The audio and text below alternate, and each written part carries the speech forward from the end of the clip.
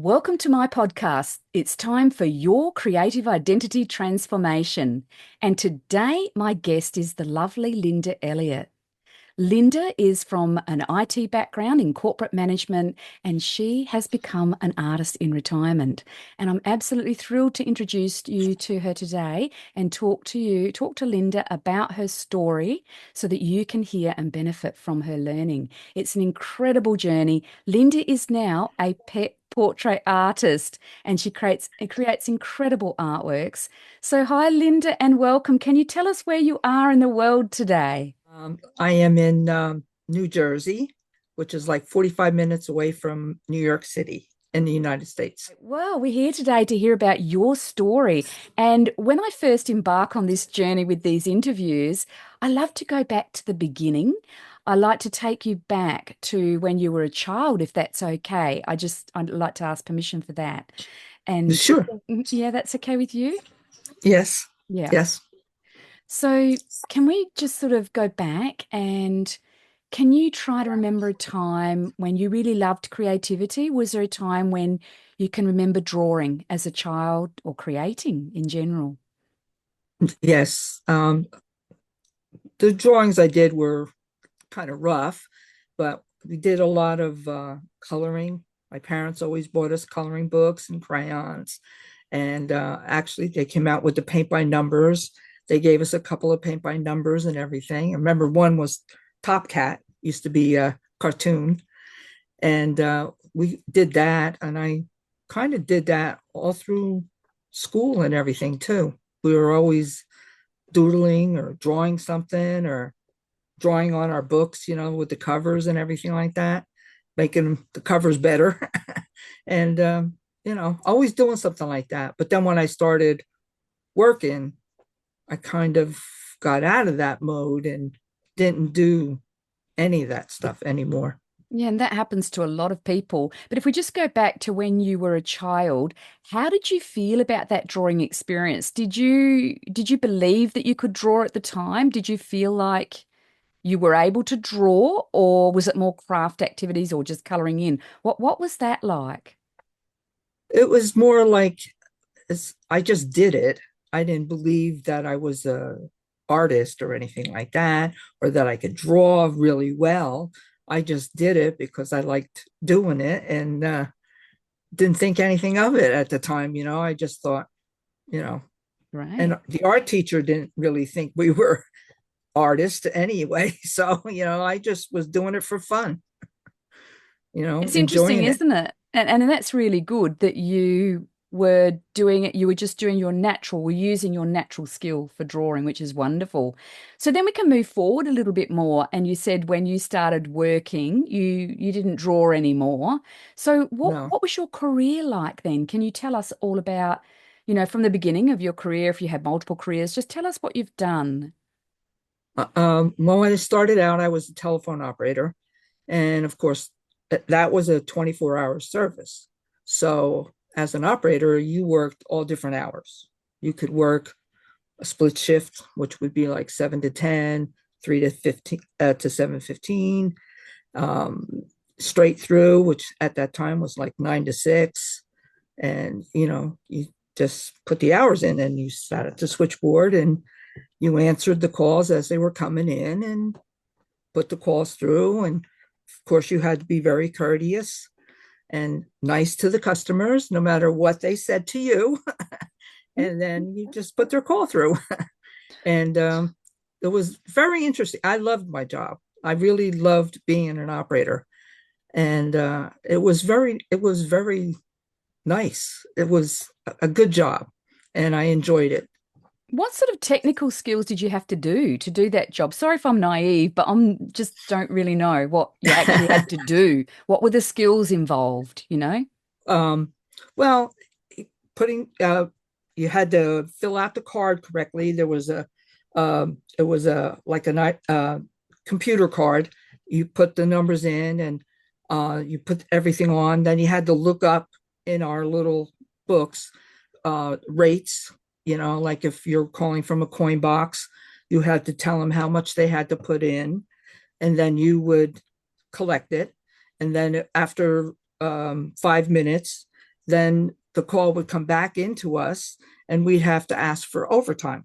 So you'd have to calculate the overtime. Then we had little clocks where you put the card in, you stamp the clock with the time, and then you stamp the card again when the call was over. And then, you calculate the minutes and stuff like that, and the rate and everything. And, you know, it was cool. It was nice. So did you have to And actually plug and unplug like a switchboard or yes, anything like that? Can you tell us it about was a that? switch. Yeah, tell me what it looked like try to describe because I'm very interested in Uh, this. Oh, it's if it's not too it was hard. a big board. It was probably maybe 4 feet wide, and it was probably about 3 feet high. And we had a little desk, and then it sat in front of us. It was like maybe 12 inches in front of your face. And you would sit there, you could not talk, you had a headset on, and you can't talk to the person next to you because you have to keep watching the board. And when the light came in, and there's strips on there, there's colored strips on the switchboard where the lights come in. And each one of those strips designates the area or town that the call is coming from. The first three numbers, the area code, and then the first three numbers designate what exchange is calling into you. So that's how you know the rates and stuff. And then so you just plug it in. You said, operator, may I help you? You took the information down, what they wanted. If they wanted a person call, a collect call, um, if they wanted to interrupt the call, we had like emergency interrupts. Somebody was talking on the phone and they had an emergency. We could cut in on the line and tell them that someone needs to reach them in an emergency, and then they'd hang up and make the call. Wow, that's so interesting. And how many years did you do that for, and what did you do next? I probably did that for like 12 years, and then I got promoted, and I went into what we called at that time the CAG unit. And what the CAG unit did was we would record all the calls coming in every 15 minutes. We had like a big computer that would, a machine that would print it off for us. And then we write everything down to keep track of it because we had to track all the days and everything. And then we also did the schedules for the operators. And it was a complex, so it would be three offices, three operating offices, like one in Jersey City, one was in Rochelle Park, one was in Newark. They had offices all over the place. And we would do for that one complex, we would do the hours that we needed people at the board to answer the calls.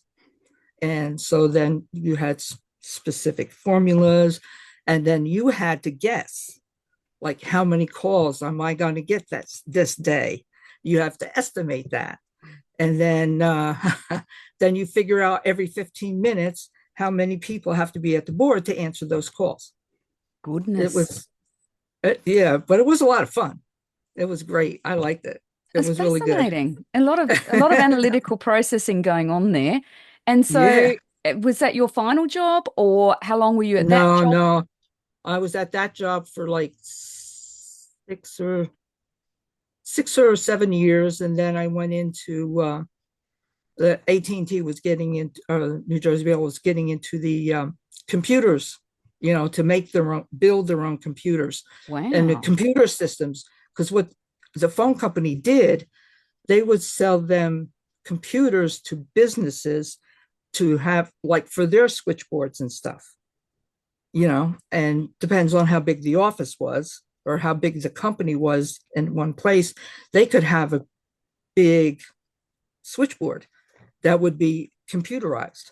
So that business was a large business unit, and then they had the residential business unit and things like that, and the computer business unit because they wanted to get into computers, build their own computers and sell them, which they did eventually. But and I got into that department, and then from there, after I think I was there like 5 years, and then I got into their where I was a computer tech, and my last maybe 10 years there, I was a computer tech where I did desktop support, went to their desks, fixed their computers. And the you ask them, well, what was happening? What did you do? Because you needed to know that in order to figure out what was wrong. But of course, they think you're accusing them of something. I didn't do anything. And so you've got to convince them that they're safe to tell you. And what was the name of this company again, Linda? uh, the last company I was with was AT&T. I worked for them. What happened was New Jersey, the Bell system, and then AT&T kind of like owned the whole Bell system in the United States. Every state had their own Bell system. But Wow. the government decided that had to be split up because we were making too much money. So they split off AT&T and made New Jersey Bell.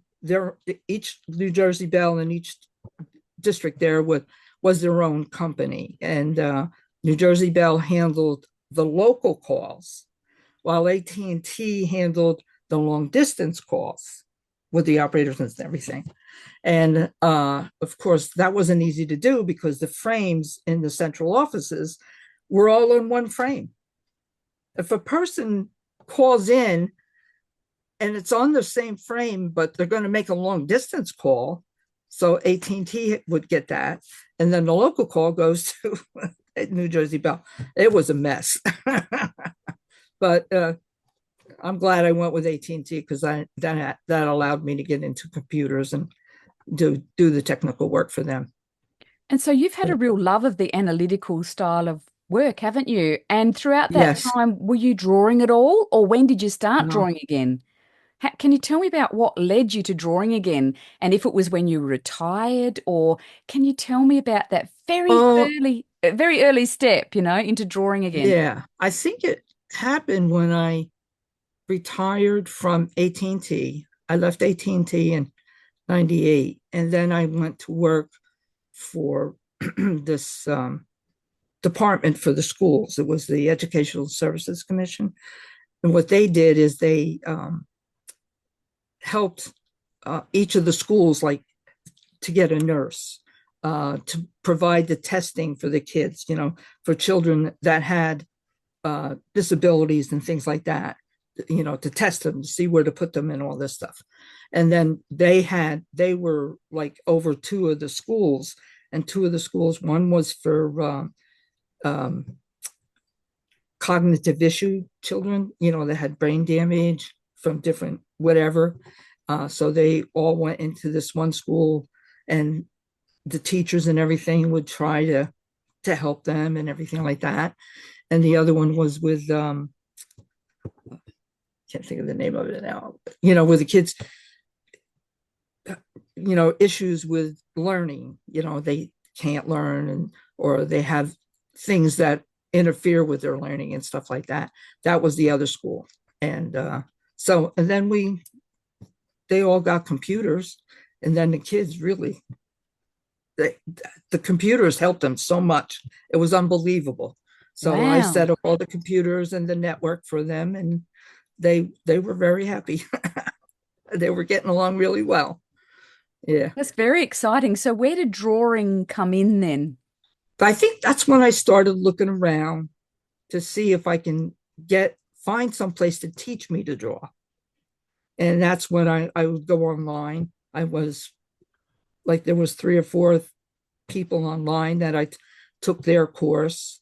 And then I went to the educational, where they were having classes for adults.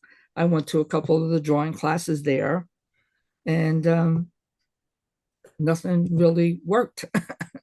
What And do I you mean must have by went that? Can you explain when you say I nothing never really got worked? any better. I never really learned.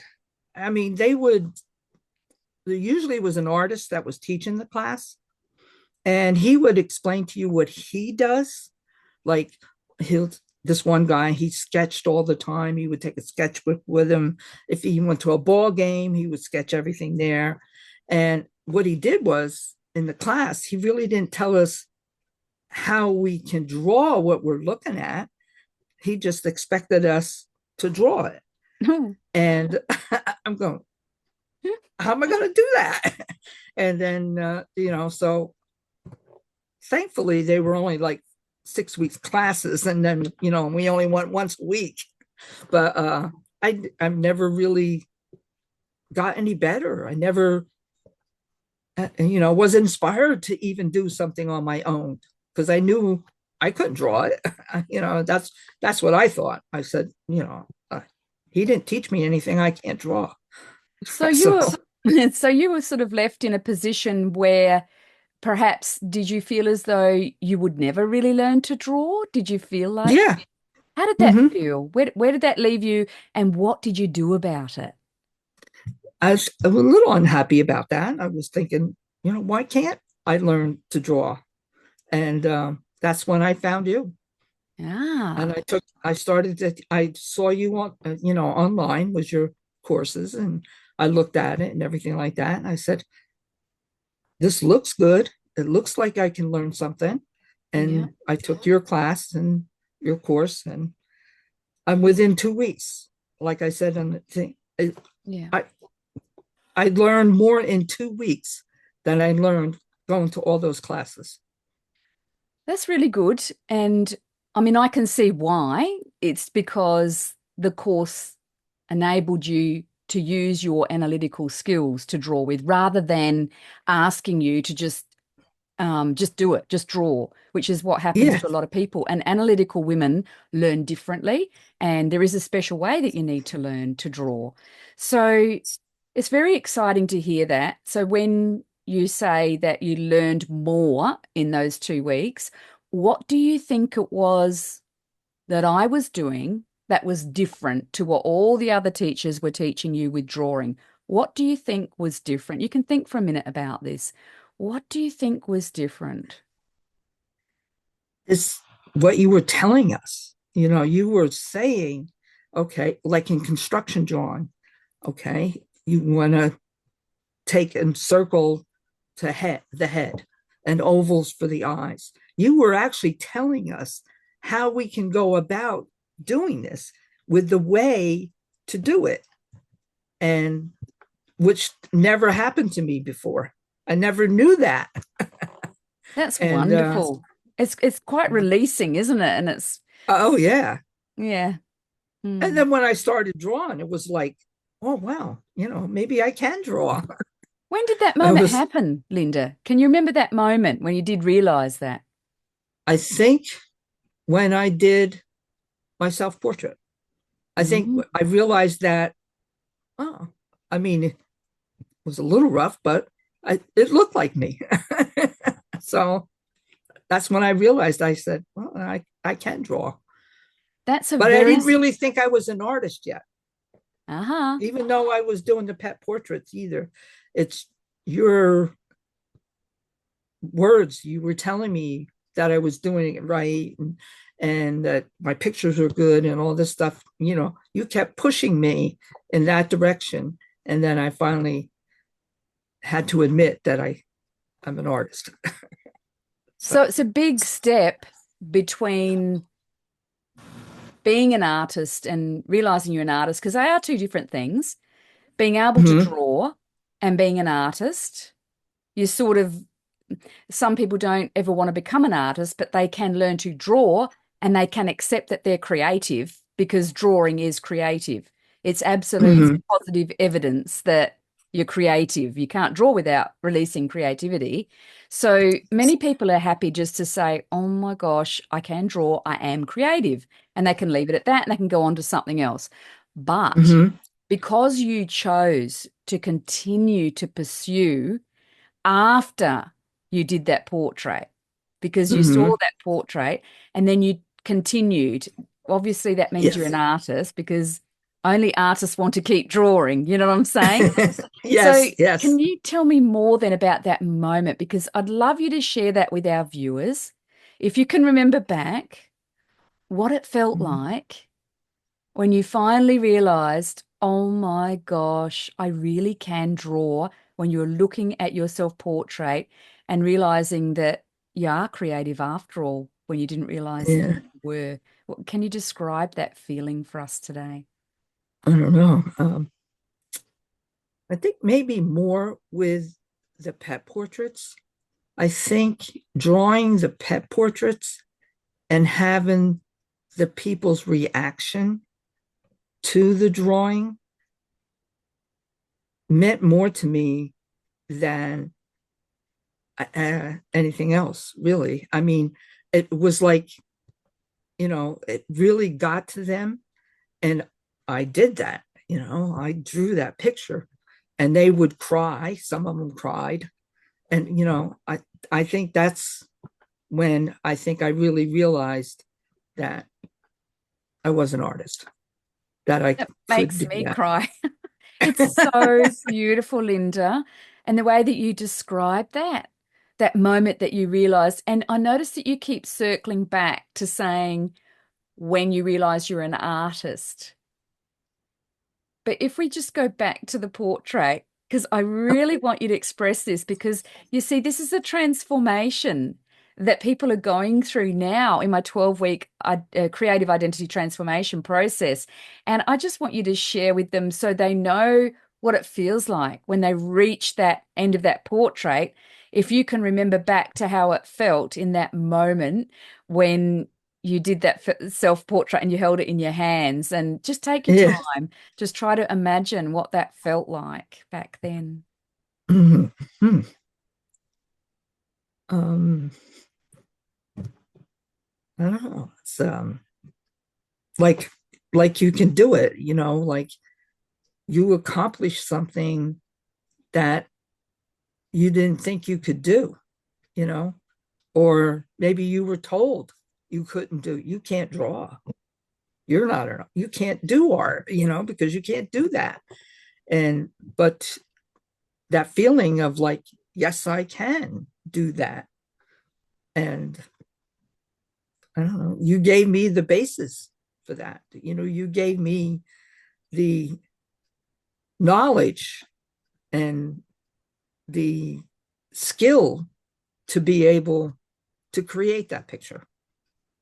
And And in reality, all I did was give you the courage to carry you between the skills you already had as an analytical thinker and to help you go over to awaken the creative artist, the creative person that was already in you, the person that could uh, already draw.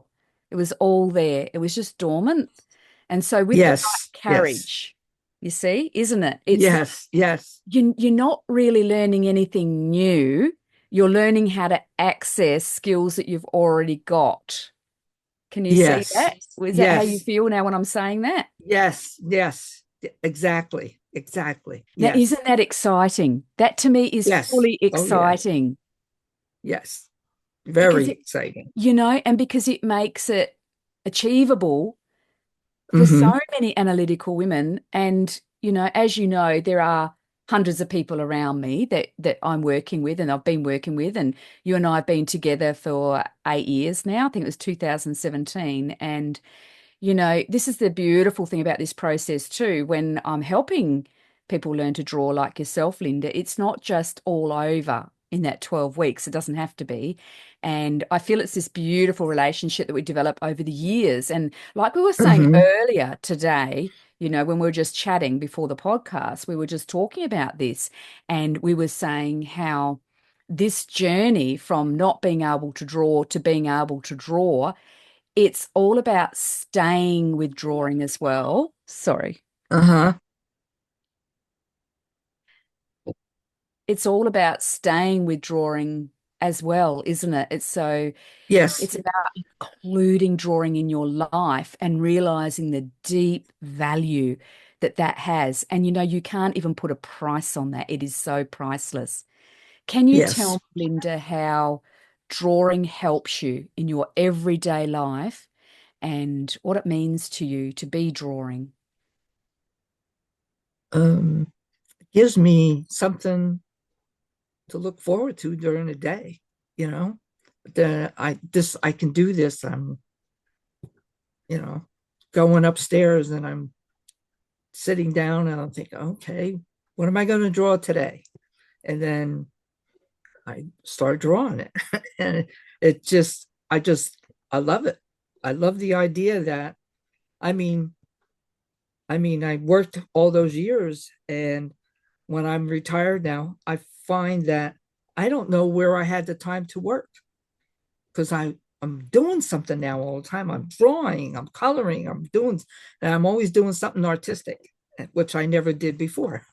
So, So yeah, you're expressing yourself creatively in other ways, not just drawing. yes, So it's opened your whole yes. world up to creativity. Is that what you're saying? Oh, yes, yes, Beautiful, exactly. Yep, beautiful. And yep, so I guess what you would say then that drawing has given you a whole new life, new purpose. Is that something yes, like what you'd yes. say? Oh, yeah, yeah, I'd say so. Yeah. Mm. Even appreciate looking at other artists, like the older artists, and going to the museums and everything. We go to the museum sometimes, and I love it. You know, it's great to be able to, look at them and get the feeling from them, from what they did. That's beautiful. And has it helped your whole life, like all your relationships and your friendships? Have you had support with your art on the journey? Oh yes, definitely, Because that's really definitely, important too, to have yes, support yes.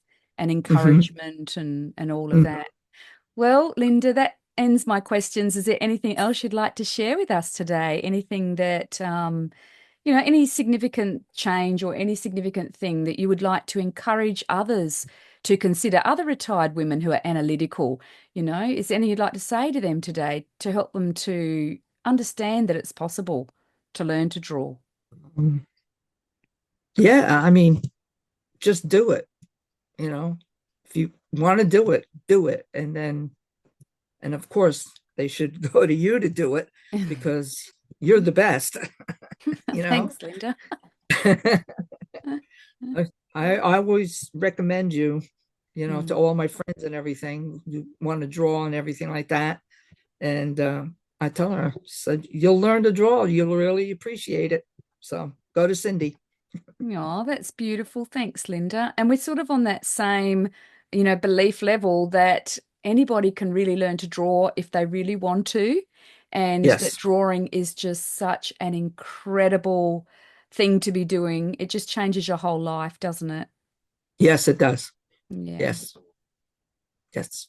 Well, I feel like we've had plenty of time together now, and I really, really enjoyed that. And, I could listen to you all day. It's so beautiful hearing how much you love drawing and how you've made that transition from childhood, giving up in childhood, and then starting again in retirement. And you did it. And I'm so glad you found me, and I'm so glad you found the course. But more importantly, I'm so glad that you're continuing and that you are creating, and that art is a big part of your life. So thank you Hmm. so much, Linda, for joining us Oh, today thank you. and for sharing your story. Oh, you're welcome. Thank you. Okay, You, I'm going to all say right. bye for now to you all, and thank you for watching this podcast.